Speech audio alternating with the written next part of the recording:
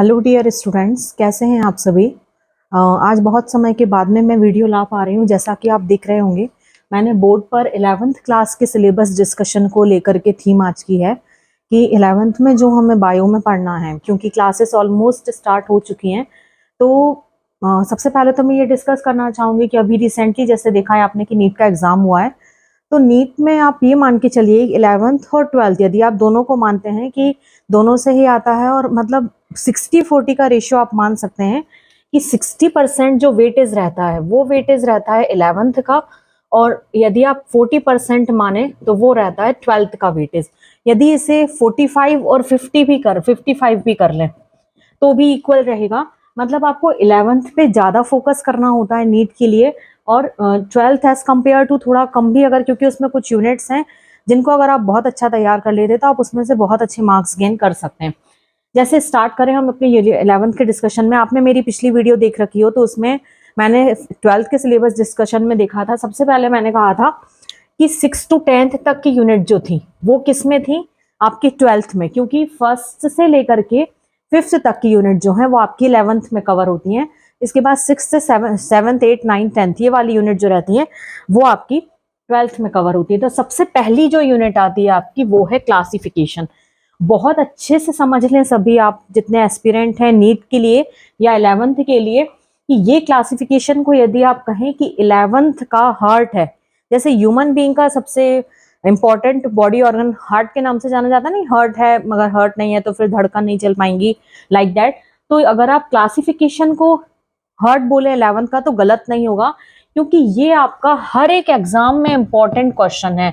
यहाँ से question rise होते हैं। यह बहुत इंपॉर्टेंट एक चैप्टर है, टॉपिक यूनिट है, जिसमें कई सारे अलग अलग चैप्टर्स कवर किए गए हैं कि लिविंग वर्ल्ड, मोनेरा, प्रोटिस्टा और प्लांट किंगडम और एनिमल किंगडम। टोटल 4 टॉपिक यहाँ से कवर होते हैं, चैप्टर्स जो हैं जिनसे क्लासिफिकेशन कवर होता है। और यहाँ से कभी नीट का पेपर नहीं जाता, कम से कम 5 से 6 क्वेश्चन, मोस्टली 10 से 11 क्वेश्चन भी बन जाते हैं। इसके बाद आ जाए हम इसमें, हम ये देखते हैं कि क्लासिफिकेशन में किस तरह से क्लासिफिकेशन किया जाता है। जैसे हम देखते हैं कि घर में गाय भी है, कुत्ता भी है, गधा भी है, घोड़ा भी है, छिपकली भी है। तो ये सब अलग अलग दिखने वाले हैं, तो इनको कैसे रख सकते हैं मतलब कैसे कि ये अगर हम कहें कि ये खाते क्या हैं, पीते क्या हैं, रहते कहाँ पर हैं, दिखने में कैसे हैं, कहाँ कहाँ इनको क्लासिफाई किया जाना चाहिए, तो ये सब अलग अलग करना क्या कहलाता है, क्लासिफिकेशन। इसके बाद आ जाए सेकंड यूनिट जो है वो मोस्टली मॉर्फोलॉजी से रिलेटेड है। मॉर्फोलॉजी मतलब प्लांट की मॉर्फोलॉजी कैसी है। यदि मैं ह्यूमन बॉडी की बात करूं तो ह्यूमन में आपको आईज, ईयर, नोज, उसके बाद में हेड, नेक, टेल और हेड, नेक और हैंड, लेग, ये सब कुछ दिखाई देता है। उसी तरह से यदि हम एक प्लांट का ऑब्जेक्ट आपके सामने रखते हैं तो आपको उस ऑब्जेक्ट में क्या क्या दिखाई देता है। सबसे पहला वाला जो आपका टॉपिक होगा, चैप्टर जिसे हम कहेंगे, वो प्लांट मॉर्फोलॉजी का होगा। इसमें आपको सारे प्लांट के ऑर्गन्स के बारे में स्टडी करना होगा, किस प्लांट में कैसा होता है। जैसे एग्जांपल लें, तुलसी का पेड़ जो होता है तो तुलसी का छोटा पौधा होता है, आम का बड़ा पेड़ होता है, जामुन का बड़ा पेड़ होता है, इसके बाद में चने का झाड़ होता है। तो ये सब अलग अलग है। फ्लावर में देखें, गुलाब अलग है, जासुन अलग है, चंपा अलग है, चमेली अलग है। ये सब अलग अलग टाइप के होते हैं। तो कैसे अलग अलग होते हैं, ये सब मॉर्फोलॉजी, इसमें लीफ का स्ट्रक्चर, प्लांट का स्ट्रक्चर, फ्लावर का स्ट्रक्चर, रिप्रोडक्टिव ऑर्गन, ये सब कुछ हम इस वाले चैप्टर में पढ़ते हैं। इसके बाद ये दो चैप्टर्स आते हैं, प्लांट टिश्यू और एनिमल टिश्यूज। अगर आपने 9th-10th में सेलुलर ऑर्गेनाइजेशन देखा होगा, सेल से कंसिस्ट होकर टिश्यू, टिश्यू कंसिस्ट होकर टिश्यू सिस्टम, फिर उसके बाद में ऑर्गन, ऑर्गन सिस्टम। तो सब सेकंड नंबर पे जो सेलुलर ऑर्गेनिज्म का ऑब्जेक्ट होता है वो होता है टिश्यू। तो प्लांट कैसे टिश्यू से मिलके बने होते हैं, एनिमल कैसे टिश्यू से मिलके बने होते हैं, मोस्टली हम यहाँ पे ह्यूमन बीइंग के टिश्यूज के बारे में कवर करेंगे। तो प्लांट टिश्यू में कितने टाइप हैं, एनिमल टिश्यूज कितने टाइप के हैं, कहाँ कहाँ पाए जाते हैं, स्ट्रक्चर कैसा होता है, ये सारी चीजें हम यहाँ पे कवर करेंगे। इसके बाद आता है यूनिट थर्ड आपकी, द सेल। ये भी आपके नीट के प्रोस्पेक्ट से बहुत ज्यादा इंपॉर्टेंट है। सीधे स्टेटमेंट वाले क्वेश्चन आ जाते हैं, एक बायोमोलिक्यूल से, सेल स्ट्रक्चर और सेल डिवीजन से। अब इसमें क्या पढ़ेंगे, जैसे हमने देखा सेलुलर ऑर्गेनाइजेशन में सेकंड स्टेप होती है टिश्यू, तो फर्स्ट स्टेप होती है सेल। हम बचपन से पढ़ते आते हैं 6th 7th 8th 9th में कि cell is a structural and fundamental unit of life. तो लाइफ की स्ट्रक्चरल यूनिट है वो कितने टाइप की होती है, प्लांट में कैसी होती है, एनिमल में कैसी होती है। इसके बाद में ये इसका स्ट्रक्चर कैसा होता है, कौन से ऑर्गेनल्स इसमें होते हैं, कौन से सिंगल लेयर होते हैं, कौन से डबल लेयर होते हैं, ये सारा हम पढ़ेंगे सेल में। सेल किसने डिस्कवर किया, थ्योरी किसने दी, ये सारी चीजें। इसके बाद आता है बायोमोलिक्यूल्स। बायोमोलिक्यूल्स मतलब एक लिविंग ऑर्गेनिज्म की बॉडी में कौन कौन से मॉलिक्यूल्स ऐसे होते हैं जो लिविंग को चलाने के लिए बहुत ज्यादा इंपॉर्टेंट होते हैं। जैसे कार्बोहाइड्रेट हो गया, इसके बाद में प्रोटीन हो गया, लिपिड हो गया, ये सारे, इन सब के बारे में पढ़ेंगे। साथ में हम इसमें न्यूक्लिक एसिड भी पढ़ते हैं। ये न्यूक्लिक एसिड आपका as it is copy paste होता है 12th के चैप्टर 6 मॉलिक्यूलर जेनेटिक्स में।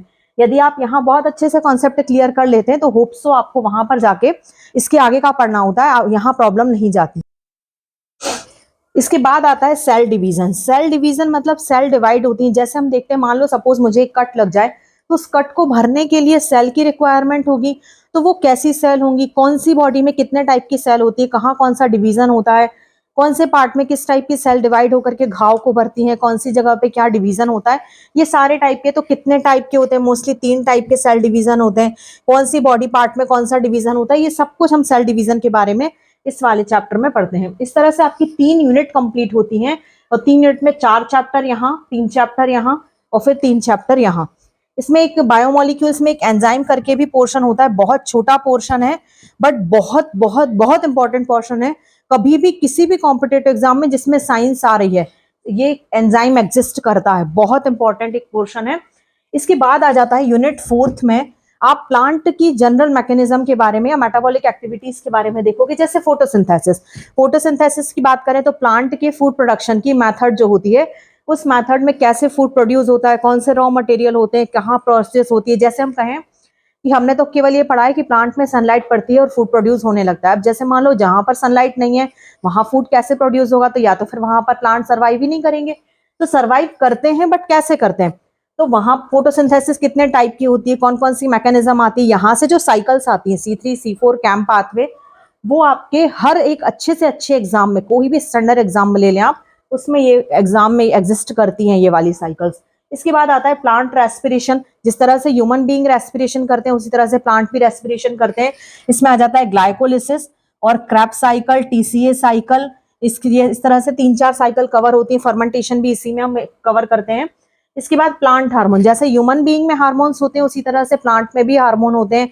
कहाँ हार्मोन पाए जाते हैं, जैसे हम देखते हैं कि कोई प्लांट को हम अच्छा खाद पानी सब दे रहे हैं पर फिर भी प्लांट में ग्रो नहीं हो रहा है, या उसके फल पकने के पहले ही गिर जा रहे हैं, या फिर लीफ बहुत ज्यादा येलोइश है, तो ये सब किसकी कमी के कारण है, तो वो हार्मोन्स की कमी के कारण होता है। तो प्लांट में ऐसे कौन से हार्मोन होते हैं, पहले हम देखते थे, मान लो कोई पौधा, लौकी का साइज पहले बहुत छोटा हुआ करता था, आज बहुत बड़ी बड़ी लौकी भी होती है। तो ये सब कैसे होती है, तो ये हार्मोन्स के थ्रू उन्हें जल्दी फर्टिलाइज किया जाता है। तो ये सब हार्मोन्स, मतलब ये मोस्टली मेटाबॉलिक एक्टिविटीज को हम इसमें कवर करेंगे।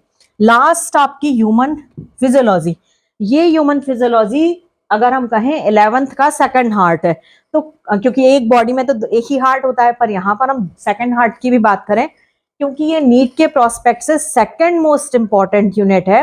अगर आप फर्स्ट की बात करो तो क्लासिफिकेशन और 12th की जेनेटिक्स, सेकंड नंबर पे बात करो वेटेज के अकॉर्डिंग तो ह्यूमन फिजियोलॉजी, जिसमें से 20 मार्क्स का अप्रोक्स 20 to 30 मार्क्स का कवर होता है। तो ह्यूमन फिजियोलॉजी में पहले हम सर्कुलेटरी सिस्टम, सर्कुलेशन मतलब बॉडी में किसके थ्रू सर्कुलेशन होता है, तो ब्लड सर्कुलेटरी सिस्टम होता है, ब्लड पूरी बॉडी में सर्कुलेट होता है। रेस्पिरेटरी सिस्टम, कैसे सांस को लेते हैं हम, कैसे सांस छोड़ते हैं, ऑक्सीजन कैसे, कार्बन डाइऑक्साइड कैसे। इसके बाद में एक्सक्रीटरी सिस्टम, बॉडी में जो यूरिन का फॉर्मेशन होता है वो यूरिन किस तरह से बनती है, कैसे यूरिया बनेगा, कैसे डिस्चार्ज होगा, अमोनिया कैसे बनता है। उसके बाद में नर्वस सिस्टम, किस तरह से बॉडी का कंट्रोल होता है पूरे नर्व के थ्रू पूरी बॉडी पर, नर्वस सिस्टम का, ब्रेन कहाँ होता है, कैसे हमें भूख लगती है, प्यास लगती है, सांस लेते हैं, ये सारी चीजें हम किस में कवर करेंगे, नर्वस सिस्टम में। इसके बाद आता है स्केलेटल सिस्टम और एंडोक्राइन सिस्टम। स्केलेटल सिस्टम मतलब होता है शरीर में 206 हड्डियां हैं, मारने मतलब टूटने के बाद बहुत सारी हो जाती हैं।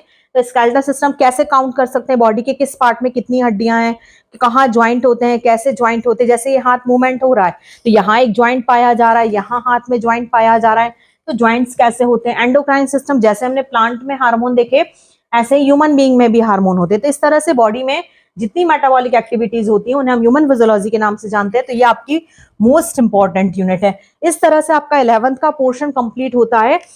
टोटल आपके 19 चैप्टर्स हैं जो आपको 11th के पोर्शन में कवर करने हैं। बहुत अच्छे से आप समझ लें कि यदि आपका 11th का पोर्शन कवर होता है तो आप ये समझिए आप नीट के लिए आधी दौड़ चुके हैं। तो बहुत अच्छे से आप सिलेबस को कंटिन्यू करें और तैयारी करें अपनी कि आपको 11th बस ही फोकस नहीं करना है। नीट के अलावा भी मेडिकल की बहुत सारे एग्जाम्स होते हैं, साथ में आप किसी भी कॉम्पिटेटिव एग्जाम में बैठते हो, आगे चल के अगर टीचर बनना चाहते हो या कोई कॉम्पिटिटर एग्जाम में जाना चाहते हो जिसमें साइंस आती है, तो आपको ये पोर्शन कभी भी छोड़ दोगे, यहाँ छोड़ दोगे वहां आपको पढ़ना ही पड़ेगा। इस तरह से 11th का सिलेबस कंप्लीट होता है। ये मैंने इंग्लिश मीडियम में बनाया हुआ है।